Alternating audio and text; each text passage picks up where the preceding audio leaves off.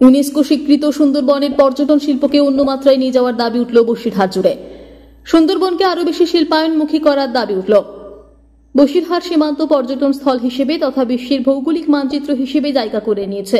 উত্তর ও দক্ষিণ 24 পরগনার 21টি ব্লক, যার মধ্যে বসিরহাট মহকুমা 10টি ব্লক রয়েছে, যার মধ্যে প্রত্যক্ষভাবে যুক্ত সুন্দরবনের প্রবেশদ্বারে রয়েছে হাসনাবাদ, হিঙ্গলগঞ্জ ও সন্দেশখালী 1 ও 2 নম্বর ব্লক, মিনাখা ও হারোয়ার মতো ব্লক।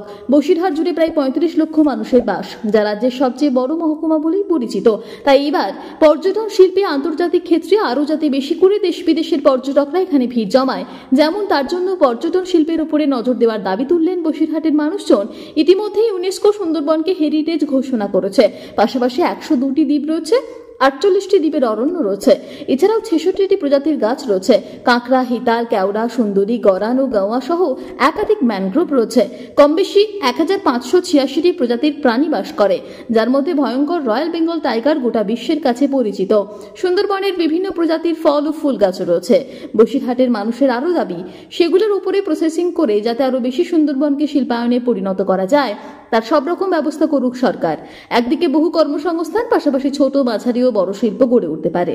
এছাড়াও অনুসারে শিল্পের মধ্য দিয়ে বহু প্রান্তিক মানুষের রুজি রোজগার মধ্য দিয়ে জীবিকা অর্জন করতে পারবে।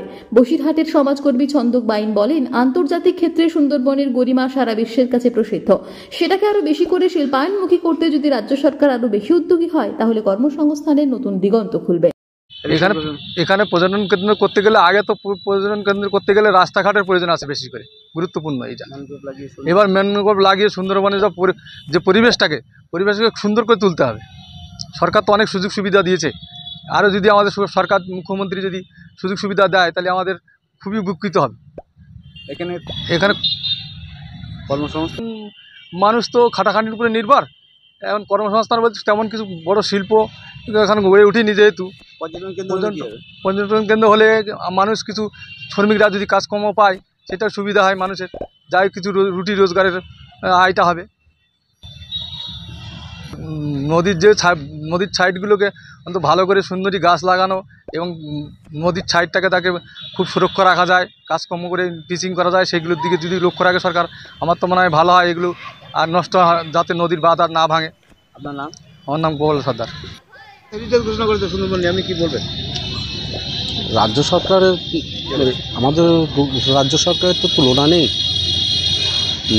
উন্নয়ন সবার মুখে মুখে, তো রাজ্য সরকার সেই উন্নয়নের ভিত্তিতে আমাদের সুন্দরবনকে হেরিটেজ ঘোষণা করেছে। আরও উন্নয়ন হোক, আরও অনেক কিছু হোক। আমরা তো চাই যে বাইরের পর্যটকরা আসুক, এসে তারা সুন্দরবনটাকে উপভোগ করুক, সুন্দরবনটা ঘুরুক, নতুন কর্মসংস্থান হোক। এই আর কি কি চাইছেন আপনার সুন্দরবন নিয়ে? চাওয়ার তো আমাদের মানুষের শেষ নেই, তবুও আমাদের রাজ্যের মুখ্যমন্ত্রী তিনি ঢেলে দিচ্ছেন সব কিছু। তো সুন্দর পর্যটকরা নতুন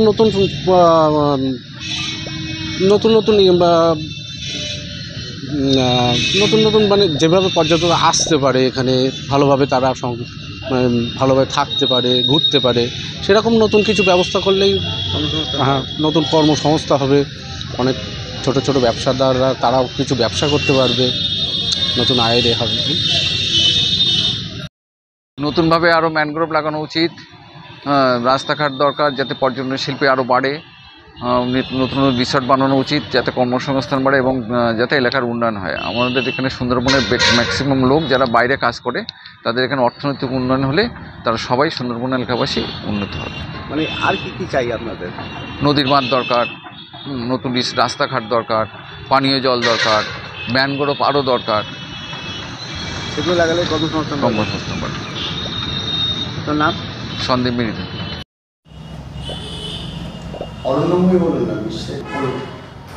বসিরহাট সুন্দরবন, সুন্দরবন বসিরহাট, সাগর মোহনায় অসংখ্য দ্বীপ নিয়ে গড়ে উঠেছে বসিরহাটের এক অংশ। আমরা গর্বিত এই সুন্দরবন নিয়ে। সারা বিশ্বের এত দ্বীপ আর কোথায় আছে? তবু এই বসিরহাট পর্যটনের আওতায় আসেনি, এটা একজন ভূমিপুত্র হয়ে, বসিরহাটের ভূমিপুত্র হয়ে আমার কাছে দুঃখ লাগে। আকাশ থেকে যখন ঘুরতে ঘুরতে এই মোহনায় বনভূমিকে দেখা যায়, অসংখ্য দ্বীপগুলোকে দেখা যায়, তখন সারা বিশ্বের মানচিত্র ছবি দেখতে দেখতে মনে হয় আমার বসিরহাটের এই অংশই তো সারা বিশ্বের মধ্যে প্রথম হওয়া উচিত। তবে কেন এই বসিরহাট, এই সাগরের মোহনা আজও মানুষের চোখে ধরা পড়ল না? সুন্দরবন শুধু সুন্দর নয়, সুন্দরীও, কারণ এখানে বনজ সম্পদ যেমন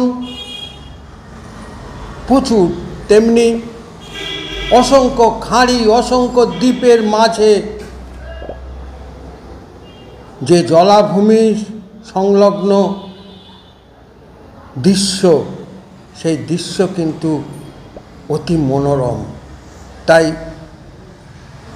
সকলের কাছে আমাদের অনুরোধ, আমরা যারা এই বনভূমির বিভিন্ন দিকে গিয়ে খবর করি,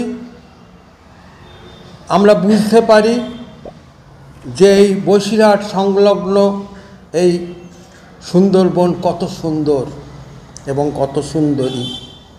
তাই অবিলম্বে পশ্চিমবঙ্গের এই অংশকে পর্যটনের আওতায় এনে সুন্দর করে গড়ে তোলা এবং পর্যটকদের চোখের সামনে ভাসিয়ে দেওয়া, আমার মনে হয় ভারতের কাশ্মীর, দার্জিলিংয়ের পরে কিন্তু এই সুন্দরবনই হবে শ্রেষ্ঠ পর্যটন কেন্দ্র। নমস্কার।